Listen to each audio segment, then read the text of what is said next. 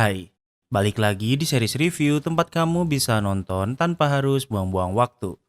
Kali ini kita akan membahas series From Season 3 episode ke-7. Di episode sebelumnya, Victor sudah berhasil menemukan dan membawa Jasper. Fatima mengecek kandungannya, namun Christy berpikir kalau Fatima tidak sedang hamil. Tabitha mengingat mimpinya saat kecil yang ternyata pernah memimpikan tempat ini. Apa yang akan terjadi di episode ke-7 ini? Tanpa berlama-lama, mari kita bahas. Di awal episode ini, kita akan berada di klinik. Fatima telah memberitahu Christy dan Mariel tentang masalahnya yang hanya bisa makan makanan busuk dan minum darah. Tentu Christy bingung kenapa, namun Christy berpikir kalau Fatima mengalami gangguan psikologi yang membuatnya berpikir kalau ia hamil. Dengan kata lain, Fatima sebenarnya tidak hamil, namun karena gangguan psikologi ini membuat tubuh Fatima bereaksi seolah ia hamil. I am pregnant. It's still there. I can feel it. Namun Fatima berpikir teori Christy salah karena ia bisa merasakan ada sesuatu di perutnya. Christy menawarkan Fatima untuk bermalam di klinik, namun Fatima ingin pulang ke rumah koloni. Setelah Fatima, Alice, dan Mariel pergi, Christy berkata seharusnya Boyd memberitahunya tentang masalah Fatima. Christy tidak tahu apa yang terjadi pada Fatima. Satu-satunya yang bisa ia berikan adalah gangguan psikologi sebelumnya. Namun walau begitu, mereka tidak memiliki langkah serius tentang bagaimana mengatasi masalah ini. Sementara itu di rumah koloni, Victor sedang mencoba mengajak Jasper bicara, namun Jasper yang hanya seorang boneka tentu hanya diam. Victor tahu kalau Jasper bisa bicara, namun ia hanya tidak ingin berbicara padanya. You need to talk to me. Henry yang khawatir memeriksa Victor karena semalaman Victor mengurung diri berusaha berbicara dengan Jasper. Victor berpikir kalau ayahnya tidak tahu apa yang ia tahu. Victor memilih untuk pergi dari rumah koloni untuk mencari cara lain. Victor pergi ke rumah Sarah dan ia ingin meminjam basement rumah Sarah. Victor berpikir jika di basement Sarah, Jasper akan berbicara dengannya dan Sarah mengizinkannya. Kembali ke rumah koloni, Elgin membuat gantungan untuk menghibur Fatima karena belakangan ini Fatima murung.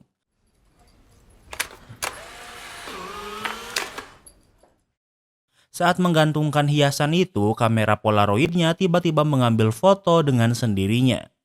Elgin memeriksa foto itu dan memutuskan untuk pergi.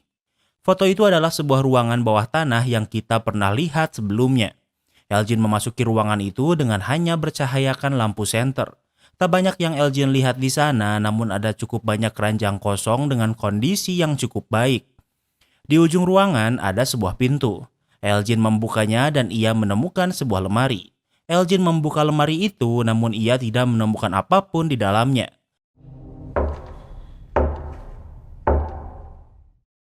Berpikir kalau ia hanya buang-buang waktu, Elgin berencana pulang, namun ia mendengar suara ketukan di belakangnya. Ia sadar kalau di balik lemari ini ada sebuah ruangan tersembunyi. Setelah menggeser lemari itu, ia menemukan sebuah pintu berwarna merah. Ia memasuki ruangan itu yang sepertinya adalah sebuah kamar dengan kasur yang dibalikan. Elgin memeriksa kamar itu dan di pojok kamar ia menemukan mayat yang sepertinya sudah mati cukup lama. Is this really where it happens? Elgin bertanya pada perempuan yang menakutinya apakah di sini tempat sesuatu terjadi. Kembali ke rumah koloni, Fatima juga sudah di kamarnya dan Mariel memberinya infus agar ia tidak lemas. Mariel memberitahu Fatima kalau ia, Randall, dan Julie merasakan sesuatu yang tidak bisa dijelaskan. Mariel ingin Fatima untuk tidak membiarkan ketakutan ini memakannya karena keadaan hanya akan bertambah buruk jika membiarkannya. Setelah Mariel pergi, giliran Alice yang menenangkan Fatima. Fatima merasa semua orang menganggapnya gila karena berpikir ia hamil. Fatima sangat yakin ada sesuatu di perutnya dan yang ia butuhkan adalah hanya Alice untuk mempercayainya. Fatima menunjukkan meteran karena ternyata setelah ia tahu kalau ia hamil, Fatima selalu mengukur perutnya yang selalu membesar. Apapun di dalam perut Fatima semakin kuat. Fatima semakin sering lapar dan emosinya juga tidak stabil. If the baby isn't real, that means that it's me. Jika bayinya tidak nyata, artinya Fatima lah yang menjadi gila. Di luar, Boyd memberitahu Donna keadaan Fatima sekarang. Sejauh ini, kondisi Fatima adalah hal yang baru sehingga mereka bingung harus berbuat apa. Namun Donna pikir kalau ia harus memikirkan keselamatan semua penghuni rumah koloni. Donna pikir sebaiknya Fatima tidak tinggal di rumah koloni yang dipenuhi orang-orang. Boyd mengerti dan ia akan menyiapkan ruangan di kantor sheriff. Namun Donna menambahkan kalau hal itu tidak perlu dilakukan sekarang juga. Sementara itu di hutan, Jim dan dua orang lainnya sudah bersiap pulang setelah mengumpulkan makanan di dekat danau. Whatever was banging around last night sure as hell didn't sound like those things back in town. Mereka juga mendengar ada sesuatu di luar kabin. Mereka tidak tahu apa itu, namun mereka yakin kalau itu bukanlah monster yang biasa mereka lihat di kota. Namun tak lama kemudian, Ethan, Tabitha, dan Jed juga datang ke sini. Mereka ke sini agar Jed bisa menunjukkan batu merah yang Tabitha lihat di mimpinya. Walau Tabitha sering memimpikan batu itu saat ia kecil, namun ia tidak pernah menceritakannya pada Jim. Karena keluarganya ada di sini, Jim memutuskan untuk tidak ikut pulang. Jed dan Ethan menggambar patung menyeramkan di sana, sementara Jim dan Tabitha sedang berbicara. Jim berpikir kalau Tabitha mengarang tentang mimpinya karena Tabitha sangat ingin mencari jalan keluar untuk membantu orang-orang. Tabitha menjelaskan kalau ini bukanlah mimpi sembarangan.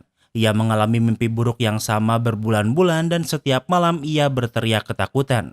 Tabitha pikir kalau mimpinya dengan tempat ini berhubungan dan mungkin memiliki arti sesuatu. Jed membawa mereka ke tempat batu merah berada. Tabitha bisa mengingat semuanya, bahkan perasaannya yang ketakutan seperti di mimpinya. Di mimpinya, Tabitha melarikan ke sini untuk bersembunyi dari sesuatu. Tabitha bersembunyi di balik salah satu batu dan saat ia melihat ke atas, ia selalu terbangun. Jim bertanya, jika mimpi Tabitha dan tempat ini memang nyata, lantas apa manfaatnya untuk mencari cara melarikan diri?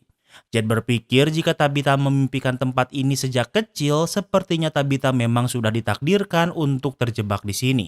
Hal ini membuat seolah Tabitha tidak memiliki kesempatan, seolah keluarga Tabitha terjebak di sini karena bersama Tabitha. Sementara itu di rumah koloni, Henry sedang mencari gelas untuk minum. Donna menanyainya kemudian mengajaknya ke tempat lain. Di bar, mereka minum alkohol bersama. Setelah bertemu dengan Victor, hubungannya dengan Victor masih belum baik. Henry pikir lebih mudah menerima Victor saat ia mati daripada seperti sekarang.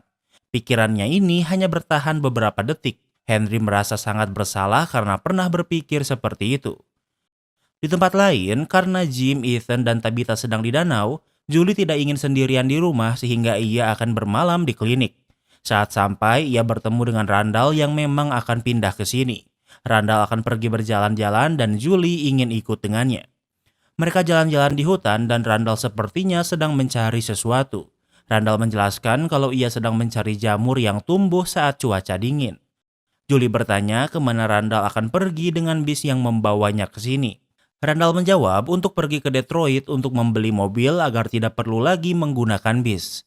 Namun Randall mengaku kalau ia hanya bercanda, namun Julie menambahkan kalau ia belum memiliki SIM sehingga ia belum bisa mengendarai mobil.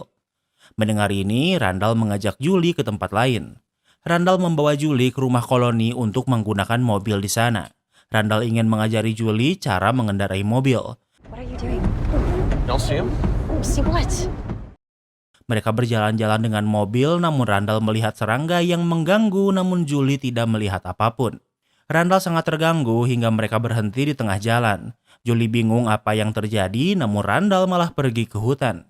Julie terus mengejar Randall, namun mereka terpisah.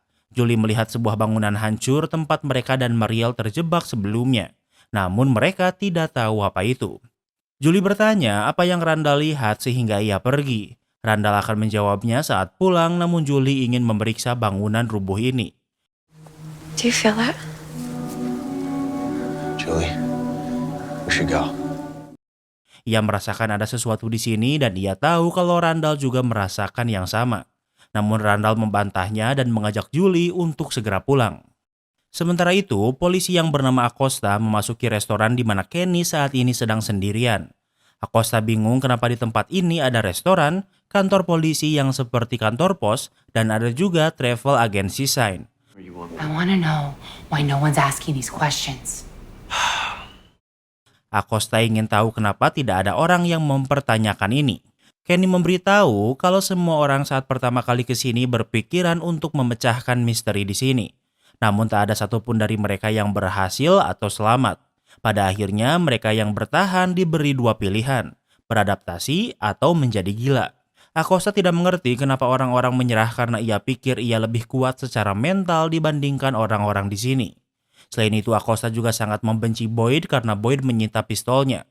Acosta merasa karena ia seorang polisi asli, seharusnya ia yang mengontrol daripada Boyd yang mengaku-ngaku sebagai sheriff. Waktu berlalu, Boyd ke kantor sheriff namun ia sudah menemukan ruangannya berantakan. Di sana ia menemukan Acosta yang mengacak-ngacak kantor sheriff karena sedang mencari pistolnya yang Boyd sita. Tentu Boyd tidak suka dengan perilaku Acosta. Boyd menyita pistolnya karena Acosta tanpa sengaja membunuh seseorang.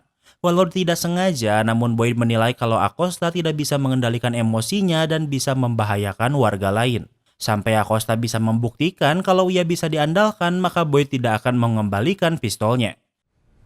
Give me my gun. Namun Acosta masih tidak peduli dengan perkataan Boyd dan meminta pistolnya dikembalikan. Boyd memutuskan untuk mengembalikan pistol Acosta namun tanpa peluru. Hingga ia menunjukkan kalau ia layak memiliki peluru ini, Boyd akan terus menyitanya. Kembali ke rumah koloni.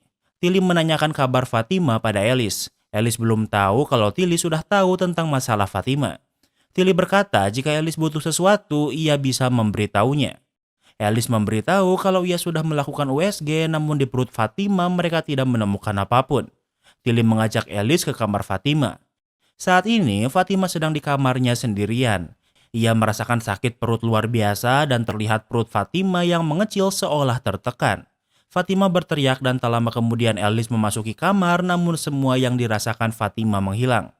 Fatima frustasi karena berpikir ia sudah gila sementara Tilly dan Alice tidak bisa melakukan apa-apa. Tidak ingin hanya diam, Alice ke klinik dan ingin membawa obat namun Christy melarangnya. Yang dibawa Alice adalah obat antipsikotik yang kuat. Christy melarangnya karena mengkonsumsi ini mungkin malah membuat kondisi Fatima memburuk. Untungnya Boyd ada di sana sehingga ia bisa membantu menenangkan Alice untuk mengembalikan obat ini. Sementara itu, Fatima sedang di kebun untuk memakan makanan busuk lagi. Ia mencoba melawan namun saat menjauh perutnya menjadi sakit. Tilly ada di sana untuk membantu Fatima namun tiba-tiba Fatima menusuk dada Tilly dengan brutal. Tilly hanya berkata kalau Fatima harus pergi. Kemudian Tilly meninggal dan dengan begitu episode ini pun berakhir. Kini kita masuk ke sesi rating. Episode kali ini masih pendek karena di bawah 50 menit. Dikurangi intro sama outro mungkin cuma 45 menitan ceritanya. Dengan 45 menitan ini masih belum membawa kita kemana-mana karena terlalu banyak hal yang terjadi secara bersamaan. Episode kali ini masih build up untuk episode berikutnya, jadi untuk episode ke-7 Mimin kasih rating 7/10. Kini kita masuk ke sesi teori. Yang pertama adalah semua ini hanyalah permainan. Di episode ke-6, Jed berbicara dengan hantu bartender. Bartender berkata jika Jed berhenti minum dan menjadi Jed seperti saat ia pertama kali kesini, mungkin ia bisa memecahkan misteri di sini. Saat Jed pertama kali terjebak, ia berpikir kalau semua ini hanyalah permainan. Ia mencari petunjuk yang akhirnya membuatnya menemukan hal-hal menyeramkan. Mungkin maksud bartender ini kalau semua ini memang sebuah permainan. Teori kedua adalah Fatima memang hamil. Cara kerja benda elektronik di Fromville memang masih misteri. Kabel yang nyambung kemana-mana dan benda elektronik bisa menyala walau tanpa listrik. Di teori ini, alat USG yang digunakan Christy memeriksa perut Fatima juga terpengaruh. Sehingga alat itu tidak bisa melihat bayi di perut Fatima karena tentunya bayi Fatima akan sangat spesial. Teori ketiga adalah Fatima akan menjadi monster. Di teori ini, kita akan mundur di episode saat salah satu monster diautopsi. Dari dompet monster kita bisa melihat ada sebuah gigi. Di season ini, gigi Fatima juga mulai copot. Dan di season pertama, seorang monster berkata kalau menjadi sepertinya sekarang bukanlah pilihannya. Sepertinya para monster ini awalnya adalah manusia namun mereka dipaksa berubah menjadi monster. Teori yang terakhir adalah yang gak terlalu penting, yaitu Jed dan Tabitha akan berselingkuh. Di season ketiga ini, hubungan Tabitha dan Jim memburuk, bahkan Tabitha lebih sering menghabiskan waktu bersama Jed. Jim juga pernah menerima telepon dari orang yang mengaku Thomas kalau anaknya bukanlah anaknya lagi. Apa menurut kalian tentang teori ini? Jangan lupa tulis di kolom komentar ya. Jangan lupa like video ini kalau kamu suka dengan video ini dan jangan lupa juga cek video kita lainnya. Terima kasih sudah menonton dan sampai bertemu lagi di episode berikutnya.